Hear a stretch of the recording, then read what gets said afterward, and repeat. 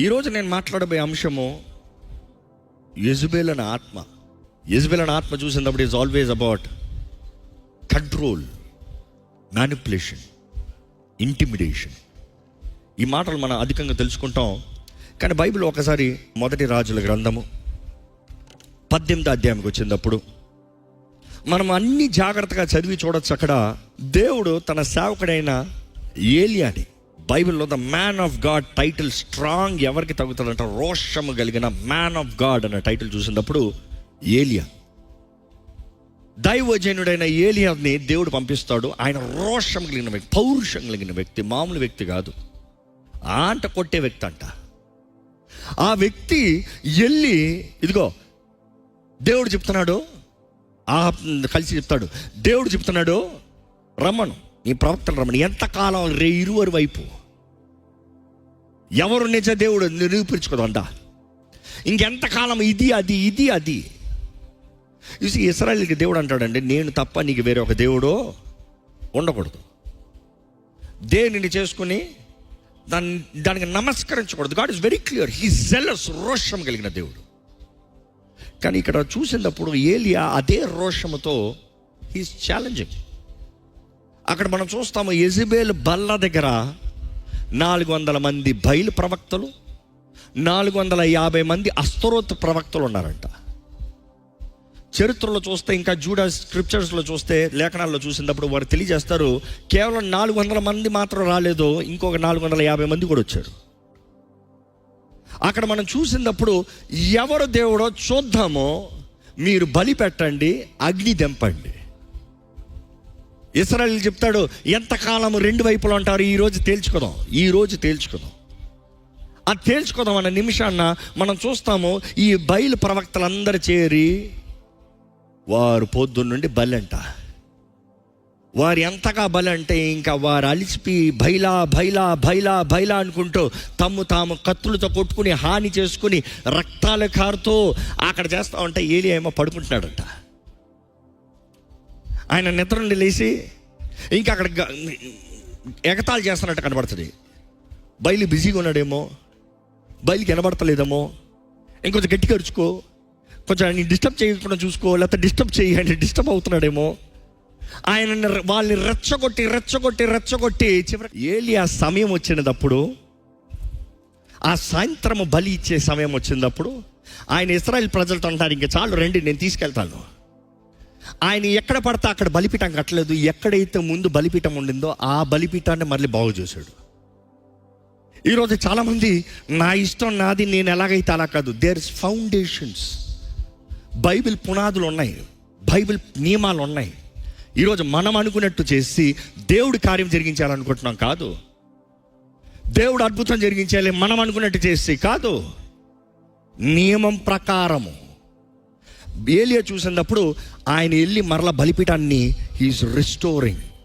12 గోత్రాలకి సాదృశ్యంగా ఉన్న, 12 బండలతో సాదృశ్యంగా ఉన్న బలిపీఠాన్ని సిద్ధపరిచి ప్రజలందరినీ తీసుకొచ్చి అక్కడ బలిని సిద్ధపరిచి, ఇంకా ఇన్ఫ్యాక్ట్ నేను కింద నుంచి మంట అంటిస్తలేదు, మీరు చూసుకోండి, మొత్తం నీళ్ళేసాడంట.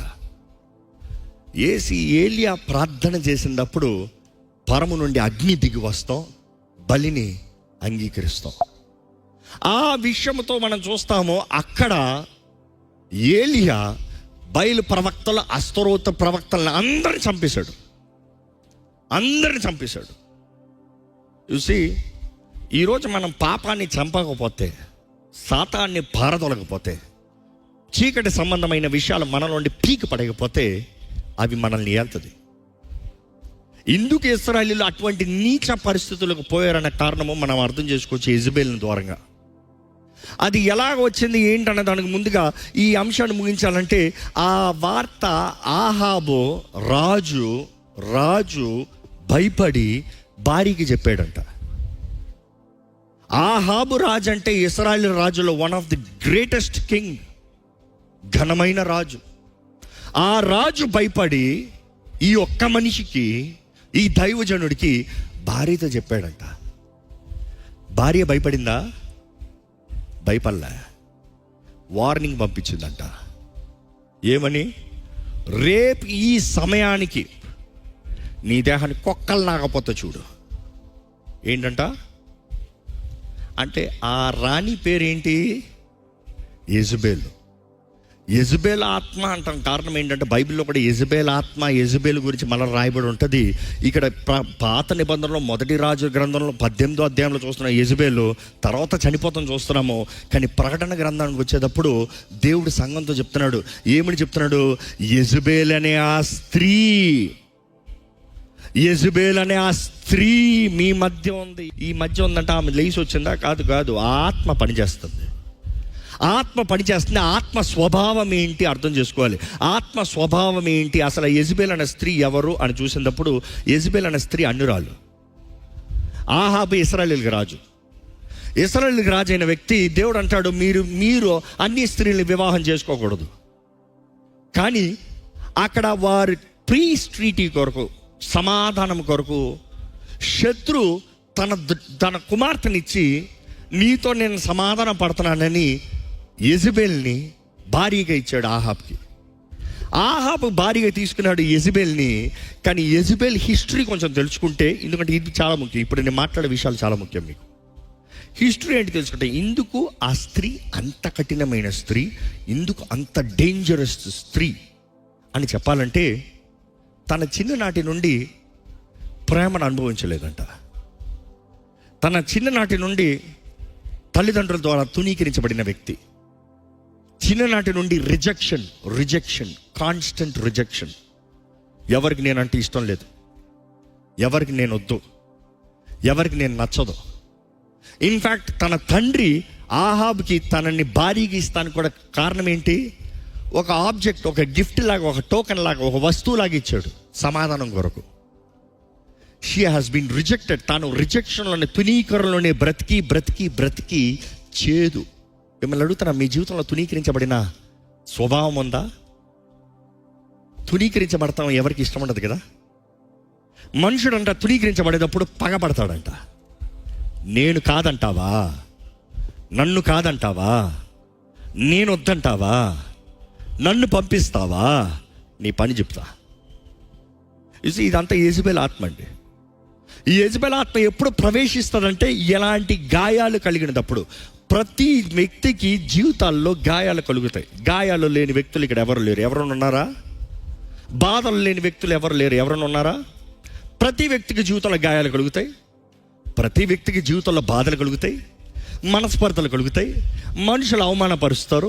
దీస్ ఆర్ ఆల్ కామన్, ప్రతి జీవితంలో కామన్. కానీ ఈ గాయాలు కలిగినప్పుడు మనం ఎలాగ రియాక్ట్ అవుతున్నాం అనేది చాలా ముఖ్యం. We talk about trauma. Psychologist అంటారు ట్రామా అన్న మాట వాడతారు. గాయాలు, మనసులో గాయాలు, తలంపుల్లో గాయాలు, ఎప్పుడో జరిగిన ఒక సిచ్యువేషన్, ఒక పరిస్థితి, ఆ పరిస్థితిలో నువ్వు స్టక్ అవుతావంట. స్టక్ అయిన నీవు బయటికి రాకపోతే అపవాది అక్కడ చేరతాడు. ఈ యెజబెల్ ఎందుకు అలా తయారైందంటే, తన తండ్రి తనను రిజెక్షన్లో పెంచాడు, అందరి ద్వారా ధృవీకరించబడింది, కేవలం ఒక వస్తువుగా ఉంది. కానీ అలాంటి స్త్రీ ఒకేసారి ఆహాబు ఇశ్రాయేలు రాజు, one of the richest king. అసలు ఇశ్రాయేలు చరిత్రలోనే అతి ధనవంతుడైన రాజు ఎవరు తెలుసా? దావీదు అంటారు చాలామంది. కాదు, సొలొమోను. సొలొమోను తర్వాత ఎవరు తెలుసా? దావీదు కాదు, ఆహాబు తర్వాత దావీదు. అంటే అర్థం చేసుకోవచ్చు, అంత ధనము, అంత ఘనత, అంత హెచ్చింపు కలిగిన వ్యక్తికి ఒకేసారి తునీకరించబడి చేదైన బ్రతుకులో బ్రతికిన వ్యక్తి భార్యగా వచ్చింది. వచ్చిన తర్వాత ఏం చేస్తుంది? ఇంకా అంతే, నేను చెప్పినట్టు జరగాలి. తను ఎప్పుడైతే ఈ ఆహాబు భార్య అయిందో, తనతో పాటు విగ్రహాలన్నీ తెచ్చుకుందంట, బొమ్మలన్నీ తెచ్చుకుందంట. తర్వాత ఇశ్రాయేలీకి రాణి అయింది కదా. ఇశ్రాయేలీలు కేవలం యెహోవా దేవుని ఆరాధిస్తూ ఉంటే వాళ్ళు చెప్పిన డైలాగ్స్ ఏంటంటే, మీకు ఒట్టి నేషనల్ గాడ్ ఉన్నాడు, మీకు దేశానికి దేవుడు ఉన్నాడు, నీకు పర్సనల్ గాడ్ కావాలి, నీకు ప్లెజర్ గాడ్ కావాలి, నీకు సుఖాన్ని తీసుకొచ్చే దేవుడు కావాలి, నీకు వ్యక్తిగతంగా దేవుడు కావాలి అని వారు ఏమి ఇంట్రొడ్యూస్ చేశారంటే, బయల్ని, అస్తరోతుని ఇంట్రొడ్యూస్ చేశారు. అస్తరోతు చూస్తే వ్యభిచారం, వేశ్యాగృహం. అదే సమయంలో బిడ్డల్ని అలాగా బలి చేస్తాం. బయలు అస్తరోత్ ఎప్పుడు పక్కన పక్కన ఉంటారు, వాళ్ళని ఎడబాయలేడు. అసలు బయలు చూసినప్పుడు పుట్టిన బిడ్డలు తీసుకొచ్చి అలాగ పెట్టేస్తారంట. ఆ విగ్రహం ఇలాగ ఉంటుందంట, చేతులు ఇట్లా ఉంటాయంట, ఇక్కడ మంట ఉంటుంది, ఇక్కడ హోల్లో మంట ఉంటుంది. పుట్టిన బిడ్డని ప్రథమ ఫలాన్ని తీసుకొచ్చి ఇట్లా పడేస్తారంట. ఆ బిడ్డ అలాగే దొర్లి అగ్నిలో కాలిపోతాం. ప్రథమ ఫలం ఎవరి సొత్తు అండి? బిగ్గరగా చెప్పండి, ఎవరి సొత్తు ప్రథమ ఫలం? దేవుని సొత్తు. దేవుని సొత్తు దోచుకుంటానికి ఎవరు ఆశపడుతున్నారు? సాతాను. ఇశ్రాయేలీయులు దేవునికి విరోధమైన కార్యం చేసి దేవుని కోపం వారి మీద తెచ్చుకున్నాడు. ఇశ్రాయేలీయులు దేవుని కోపానికి ఉగ్రత అవటానికి కారణం ఏంటంటే యెజబెల్ మాటను విన్నారు. యెజబెల్ ఇన్ఫాక్ట్ తను అస్తరోత్ని తెచ్చినప్పుడు, Astaroth is not be fertile god, fertility god. నీకు వాననిస్తుంది, నీకు పంటనిస్తుంది. ఈ విషయం మీరు ఇప్పుడు గమనించవచ్చు. ఏలియా వచ్చి ఏం చెప్తాడు తెలుసా? నువ్వు అస్తరోత్ని తెస్తావా? ఫర్టైల్ గాడ్ని తెస్తావా? వానిచ్చే దేవుని తెస్తావా? అయితే చూడు, నేను యెహోవా పక్షాన వచ్చాను, వర్షం కురవకూడదని ఆజ్ఞాపించిపోతున్నాను, నువ్వు తెప్పించి చూద్దాం. బైబిల్లో చూస్తాం, 3 సంవత్సరములు వాన రాలేదంట, కరువు వచ్చిందంట. ఇశ్రాయేలీయులు అందరూ ఎదురు చూస్తారు. యెజబెల్ అమ్మా, నువ్వు చెప్పేవు, ఇదిగో వీళ్ళందరూ అన్నీ వచ్చేస్తాయి, అన్నీ ఇచ్చేస్తారు, ఏమి రాలేదే. 3 సంవత్సరాల తర్వాత అంటున్నాడు ఏలియా వచ్చి, దేవుని ద్వారా పంపబడి, ఈరోజు తెలుసుకుందాం, ఎవరెవరో తెలుసుకుందా. దాని తర్వాత వాక్యంలో చూస్తాం, ఎప్పుడైతే ఆ బయలు ప్రవక్తలను, అస్తరోత్ ప్రవక్తలను నాశనం చేస్తాడో, తర్వాత ఆయన ప్రార్థన చేస్తాడు వాన కొరకు. అప్పుడు వర్షం వస్తుంది చూస్తాం. దేవుడు రోషం కలిగిన దేవుడు అండి. తన ప్రజల్ని విడవకన బుద్ధి చెప్తాడు, కానీ ఆయన పక్షాన ఉండాలని ఆశపడుతున్నాడు. ఈరోజు దేవుడు మిమ్మల్ని చూసి సంతోషపడగలుగుతున్నాడా?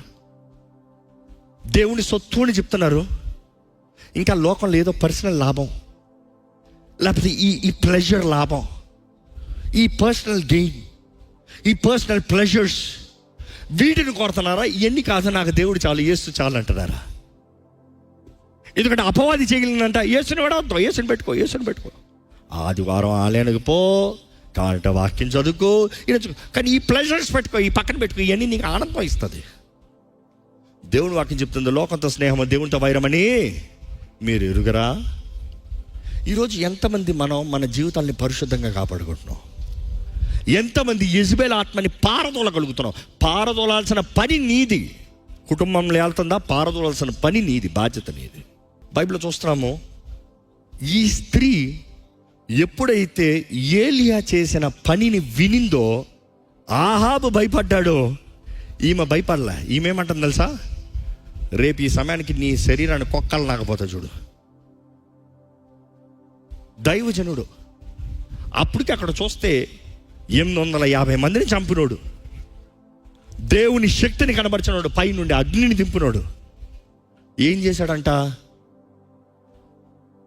యెజబెల్ స్వరము అంటే ఆమె వార్త విన్న వెంటనే లేచి పరిగెత్తాడంట. ఎందుకంటే ఆత్మ భయాన్ని కలిగిస్తుంది కదా.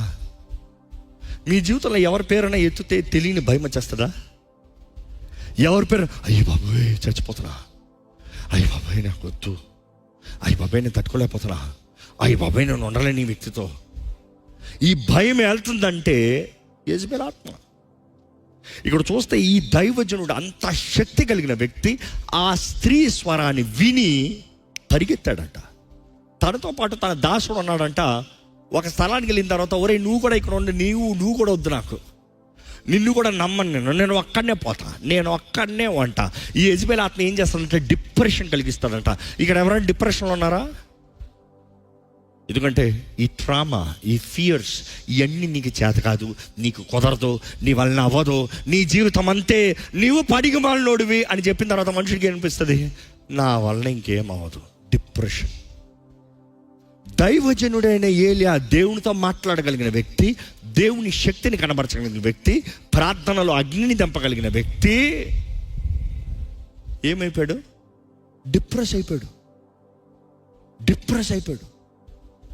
ఆ కృంగిదలతో, నిరుత్సాహంతో ఏలియా ఏం చేశాడంట? ఇంకో స్థలానికి వెళ్ళాడంట.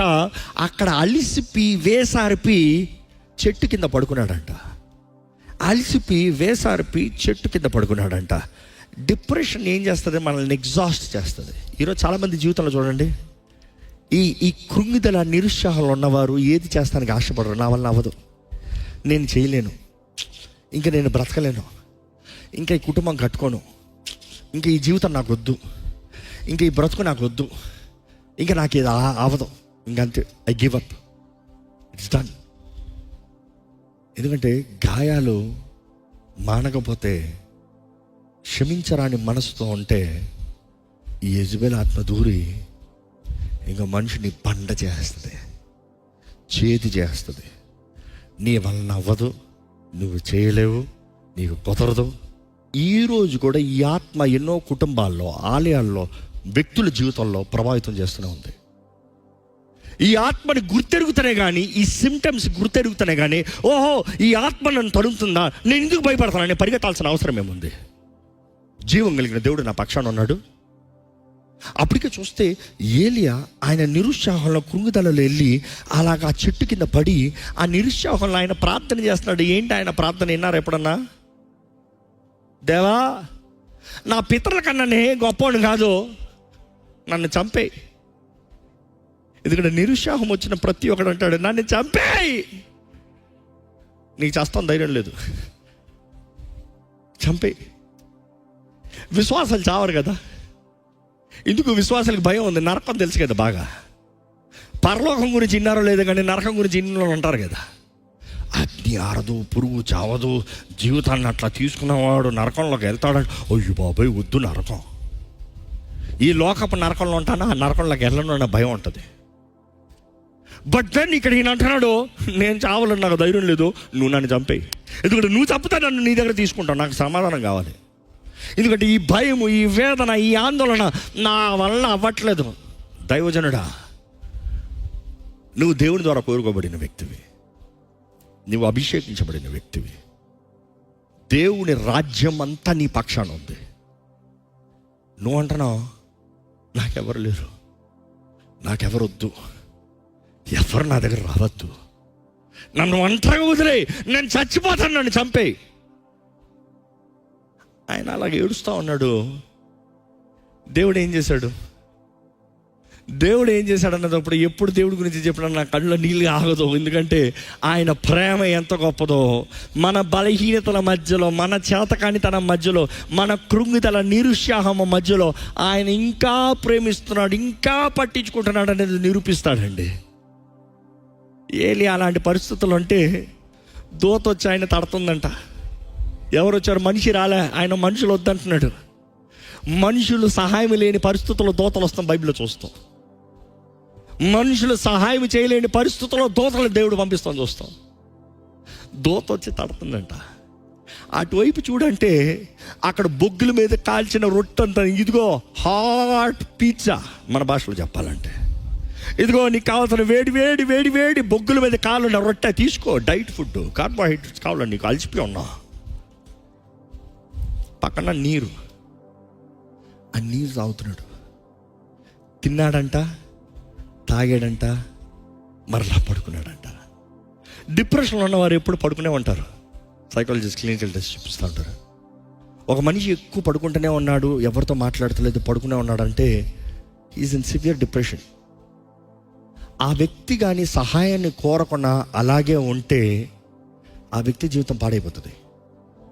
ఆ ఒంటరితనం, ఏకాంతము, భయం, ఆందోళన, ఏమి తలస్తున్నావో తెలియదు, ఏమి చేస్తున్నావో తెలియదు, ఏ పిచ్చి పడి పడతా ఆ పిచ్చి తలంపులు వస్తున్నాయి చేస్తున్నావు.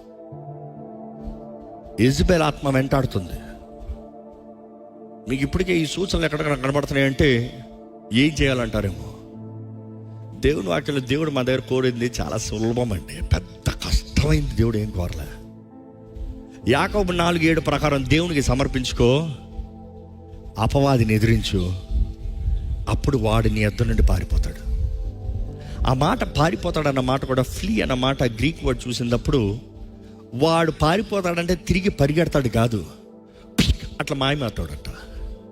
నువ్వు ఎదిరిస్తే పోతాడంట.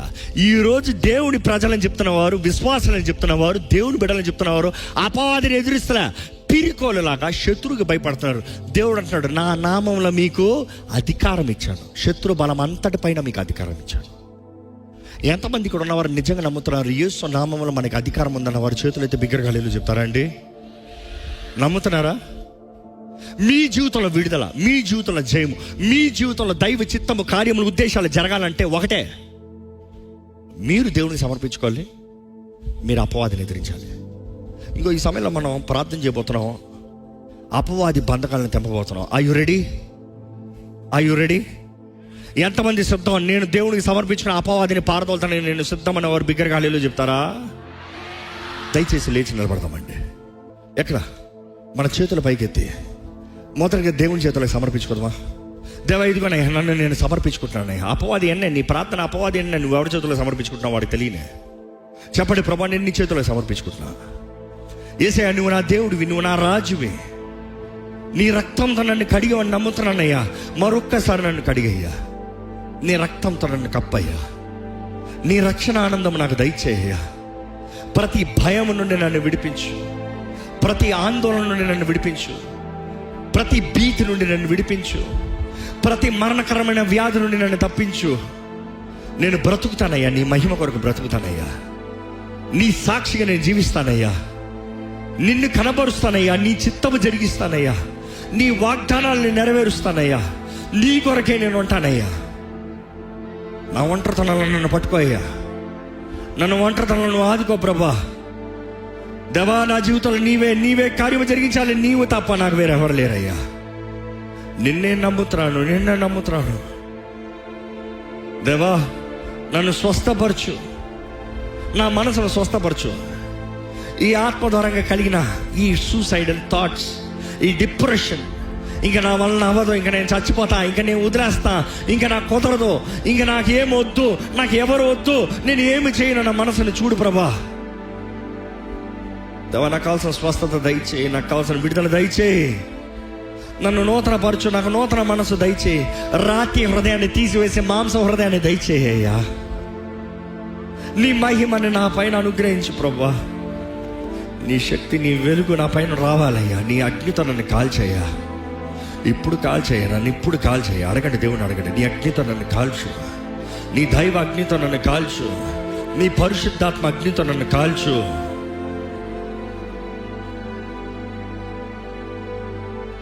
మీ జీవితాన్ని దేవుని చేతులకు సమర్పించుకుంటే ఇప్పుడు నిన్ను స్వస్థపరచగలిగిన దేవుడు, ఇప్పుడు నిన్ను ముట్టే దేవుడు, ఇప్పుడు నిన్ను విడిపించే దేవుడు అండి. నాతో పాటు ప్రార్థనలు ఏకీవించండి.